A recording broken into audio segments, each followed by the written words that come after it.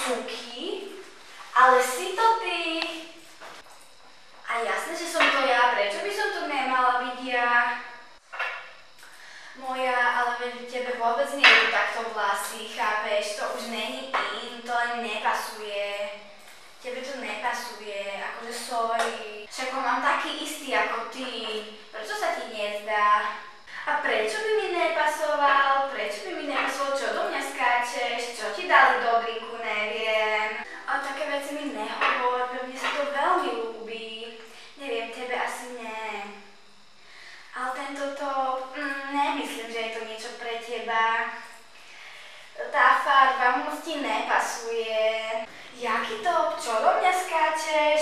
Však ja mám taký istý top ako ty, neviem, či sa ti to neľúbi. A ty máš zase takú istú kabelku ako ja, no pozri, identické. Jaká idealická? Však vôbec není idealická s tvojou. Tá tvoja je rúžová a moja je lososová. Si to nevšimla? Asi nepoznáš farby. Neviem. Ťa to v škôlke neučili? V jakej škôlke? Čo mi tu ide s detstvom na city teraz? Ja ťa nechápem, fakt, cukina. Tak prepáč, nechcela som sa ťa dotknúť, fakt.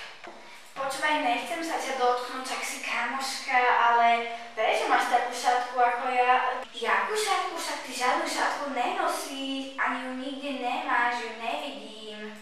Však tu, čo nosím stále v kabelke, pozri, tá farba ti vôbec nejde. Počúvaj, vieš, a to si ja na tebe vážim, že mi povieš svoj názor. Však na to sú kamošky, ne? Počúvaj, cukina, aj ty si kamoška. Mám taký nápad. Keď tebe nepasuje to, čo máš ty, a mne nepasuje to, čo mám ja, nevymeníme si tie veci, však ich máme z Rakúska. Slovensko je smrť. A rakúske veci, to sú najlepšie. To kamošky robia, vymieňajú si veci z Rakúska. Luky, počúvaj, ty máš jaký inteligentný nápad. Poďme na to. Cukina, to je jaké super, že sme sa vymenili. Pozri, hneď vyzeráme lepšie. A ja